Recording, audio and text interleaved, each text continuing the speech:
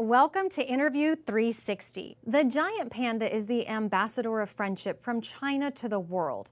The panda has been the symbol of friendship from China to the United States ever since President Nixon's historical visit back in 1972. Panda diplomacy prevails, and the world just can't get enough of them. Ling Ling and Sing Sing were the first giant pandas gifted to the United States, where they quickly became the star attraction at the Smithsonian National Zoo. Several generations of giant pandas have arrived to the zoo since then, allowing us to learn and love them more. My guest today is the Associate Director for Animal Care Sciences at the Smithsonian National Zoo, overseeing the care of about 2,700 animals, including the giant pandas. The zoo's Giant Panda team works closely with colleagues in China to advance conservation efforts around the world. Dr. Brandie Smith is here to tell us about her recent trip to China and all the work she does to care for these beautiful bears. Hi, Brandie. So nice to see you. Welcome to the show. Hi. Thanks so much for having me. Would you say that the pandas are the biggest draw at the National Zoo? I mean, are they the ones that receive the most attention? Without a doubt. I don't think it's possible to not like a panda. And I think they are so, not just they're so beautiful, they're so rare, they're so unique. It's one of those species you really just have to see for yourself. You really do. I know pandas are so adorable and everybody loves pandas, but you have a huge responsibility in overseeing their entire well-being at the Smithsonian National Zoo. Did you ever think that you would be getting to work with giant pandas? I have always known that I wanted to work with animals. I had no idea that I would be this fortunate, but I have to say, when I've been in this profession for 30 years, I got a job at the National Zoo 10 years ago, and when I called my mother, the first thing she said was, "Oh my goodness, you get to work with the pandas." Yeah, it really is an honor and a privilege for me to be able to kind of oversee the lives of the 3 pandas at the National Zoo.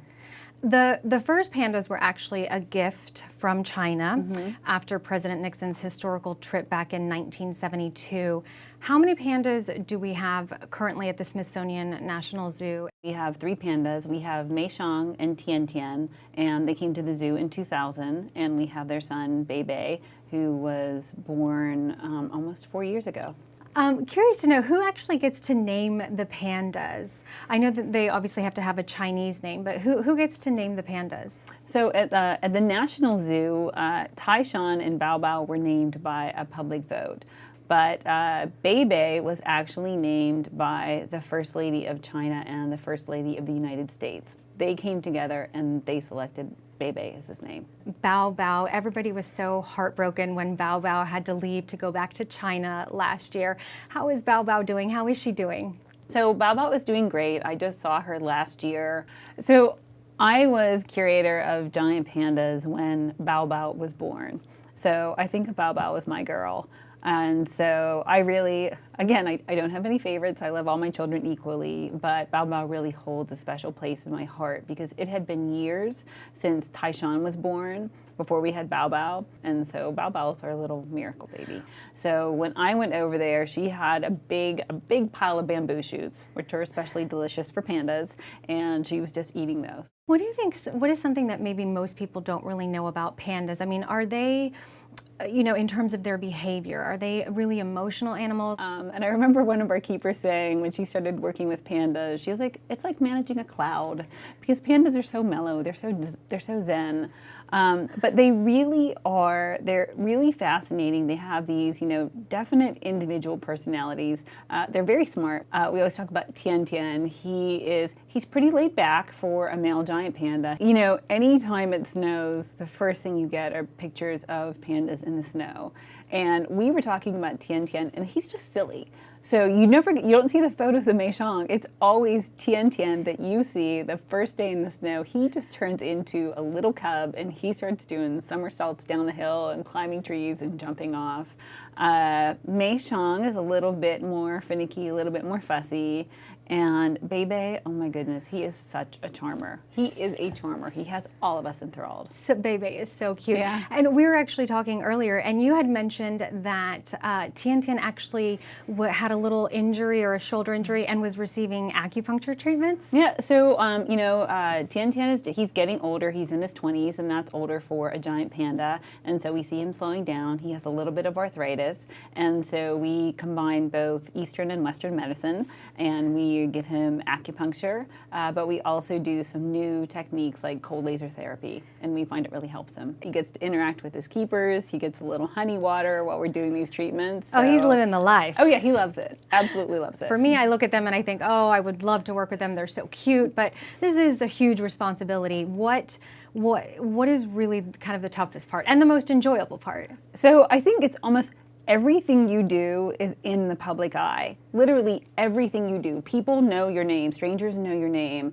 Guarantee that nothing's going to happen, but the whole world is watching you every second. No pressure. No. Well, I actually remember, this is one of my favorite stories, when Bao Bao was born, she would go outside, she would climb a tree, and she would not come down. So I would have to call my husband, and I would have to tell him, I'm going to be home late, just watch the news, and you'll see me trying to pull a giant panda out of a tree. And if you've ever tried to do it, it's very difficult. They're really good at holding on. No. Well, what did you eventually do then? We got a ladder. We climbed. So first we would try to encourage her to come in, and she wouldn't. Then we would try to encourage Mei Xiang to go outside and maybe lure her in, and that didn't work. So then ultimately she had to come inside. So we would go outside, we would climb a ladder, and we would kind of, take Bao Bao off the tree and bring her inside. So I think she secretly delighted in making our lives difficult. Bebe is actually going to be turning 4 this year. So you're going to be prepping for him to go back next year then? Yeah. What is the agreement between China and the U.S.? I mean, do we ever just get to keep the pandas? So, our pandas go back to China by the time that they're 4, and it's a good thing. They're going back, Bebe's here with only his parents. So, he just yells at his mom every so often, and that's about it. But when he goes back to China, he'll be part of the breeding program there. And so we're sending him back so he can eventually become a father himself. The agreement between China and the U.S. depends upon which zoo has the pandas. So our agreement right now is for our specific animals. It's Mei Xiang and Tian Tian. And the agreement is for 5 years, so it ends in 2020. And it stipulates that if they have any cubs, then those cubs will go to China by age 4. It must be hard for everyone that takes care of them and sees the pandas. I mean, there has to be an emotional attachment there, right? It is emotional, but ultimately, from the time even before they're born, we are preparing for those animals to go to China to be part of the breeding program. So I always compare it to parents when their kids go off to college. It's really hard, but it's something you want them to grow up. You want them to go on. You don't want them to, stay at home in your basement playing Xbox. So we're happy that these pandas are going to China. So this might seem like a silly question, but the communication between pandas when you're prepping them to go back to China, I mean, is there a language barrier? Do they speak English, Chinese? Well, what do they speak? Well, what's interesting? We actually do prepare the pandas to go to China, but we do it in terms of being interactive. So a lot of our larger animals, bears and lions and tigers, we're much more hands-off. With pandas, we know they're more interactive in China, so we are more hands-on with our giant pandas. We do it in a safe way, but through the bars, we're scratching their back and pulling their ears and things that they like. But then, if you look at people training the pandas, it's what they're saying, but you will also see their gestures. So if you want a panda to open its mouth, you'll say, open your mouth, right? Open mouth, so okay. Yeah, or if you want them to lie down, you'll see the keeper go like this. Okay. So a lot of the cues are visual, they're not just verbal. So the pandas will pick up very easily on the same signals from the keepers in China, and then the language will come after that. How are the pandas selected coming from China to the U.S.? The expertise at the National Zoo is really in reproduction. So we want to make sure that we get a pair of giant pandas that are young enough that can breed. And so you want to make sure you get the best genetic match of giant pandas. So you want to make sure that they're not related, obviously. And you want to make sure that their genes are valuable so that when we breed them, they can be kind of perpetuated into the future. So the selection isn't based upon personality. The selection is really made at a genetic level. Okay, they've got to have good genes. Okay. Yes, that's it. We don't care how they look as Right, long as their genes are right. Pandas are unique because they have to eat a lot of bamboo. So really, their whole lives are eating and sleeping, eating and sleeping. Every so often it snows, and then they play in the snow, and then they get back to eating and sleeping. So they only eat bamboo. That's in their diet, like 99%? Well, they're obligate bamboo eaters. They're required to eat bamboo. If they don't eat it, they would get sick. But we also supplement their diet with some treats. So a treat for a giant panda is an apple, a pear, a sweet potato, certainly honey. So those are all the things. We use those, it's almost like candy, like dessert.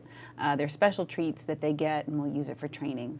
So like in a day, how much bamboo? Like 20 pounds? How much is it? How much is a meal? So we offer each of our pandas about 100 pounds of bamboo a day. 100 pounds. Yes, that's what we offer them, and depending upon the time of year, they eat different parts of the bamboo at different times of year. So sometimes they'll eat just the leaves, and we have to clean up all the stalks. And other times they eat the culm, which they break down into tiny little matchstick-sized pieces. So that's a different thing. Interesting. And you were actually recently on a trip to China. What are some of the ways? I mean, I know that the Chinese government has been since probably the 1980s working in conservation with the pandas, but what are some ways in which the United States and China really work together in terms of conservation with the giant pandas? So the trip that I was just on, we went to the Giant Panda technical meeting, which is incredible. You spend 3 days together with panda scientists from around the world talking about saving an endangered species,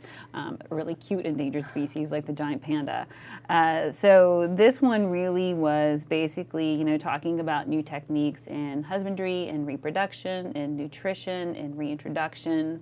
One of the big topics now is they're developing kind of big national parks in China, setting aside reserves to save not just pandas but other species. So it's really exciting. We just had a group of people from China here. It was from one of the panda facilities in Chengdu, as well as some other officials in China. We showed them our panda facilities, talked about how we manage them and what we do. Do you notice, is there anything that in the facilities in China, like was there something interesting that you learned, a certain technique that maybe they do differently that you sort of brought back and are doing here? One of the things I picked up at the conference, I can't remember where it was from, but when a giant panda cub is born, because every animal is so precious, there are only 1,800 pandas on the planet. So you want to make sure that everyone survives. So when our giant panda cubs are born, we want to get hands-on as soon as possible. And it's dangerous taking a cub off of a mother bear. And how do you prepare for that? And so one of the zoos was doing something. They teach their panda to retrieve an object, retrieve it and cradle it, and then they would kind of sneak in behind and take the object off of them. So that was just one interesting thing where I thought, wow, that's a really cool technique that I want to bring back. One of my favorite things that you have is the Panda Cam. Mm-hmm. You get to watch them live stream 24/7. You get to see them eating, sleeping, playing, and it's such a great feature to have. Are the pandas the only ones who get their own camera? So we have webcams for other animals. We have them for our elephants, for our naked mole rats, and for lions. But pandas are part of a constant ongoing behavioral research program. And one of the things that makes our Panda Cam so great is the fact that there are volunteers who are tracking the pandas on the camera. So you'll always see a panda being busy. What you don't see is that they're behind the scenes taking behavioral data. So you're seeing these amazing panda images, but you're really seeing science in action. So that's part of our research program. So for example, mother and cub interactions. So a lot of the data we keep, some of it we use for us. So when we take care of the pandas, we have a better understanding of their behavior. But also we're saying if these pandas went out into the wild, if we reintroduce pandas, if we're studying pandas, how should those animals be behaving? So you can say these animals are healthy and behaving well if you know what those behaviors are supposed to be. Or you can say, wow, something's wrong, right? Based upon the behaviors we're seeing, which are totally non-invasive. They can be done from afar, a great way to study animals. You can look at those behaviors and say, hey, something's wrong. You know, do we need to fix it? Do we need to do something about it? And you had said they're emotional, so you can tell if a panda's not feeling well, or like, how do you know if a panda's not feeling well, or if they're under the weather? I mean, is it how do you know that? So animals are designed to hide when they're feeling poorly. So it is absolutely incredible. The keepers have such a close relationship with those pandas. They know those animals so well. The slightest, you know, just the slightest twitch, the slightest something different, the keepers will go in, they will look at those animals, and they will say, wow, Tien's not feeling well today. We should get the vets down to check on him. Okay, so bigger picture then, because I know conservation is something that you have really researched, studied, and you're on the forefront of that. What can we do to make sure that these beautiful creatures stay with us forever and ever? So it's such an incredible story, because the reality is pandas that come to zoos outside of the United States, so they come with a price. Right, so it's either it's $500,000 a year for the pandas at the National Zoo. Okay. All of that money goes into conservation. So if you come to the zoo and you support the panda program at the National Zoo, you are literally contributing to saving an endangered species. And I love it, because so much about conservation, you say, what can I do? If when you love pandas, when you watch the Panda Cam, when you come to see them, you are giving resources that directly support pandas in the wild. That's incredible. Who wouldn't want to see the pandas? Well, thank you so much for speaking with me. It's been such a pleasure speaking with you today. Thanks. And thank you for watching Interview 360. We'll see you again next time.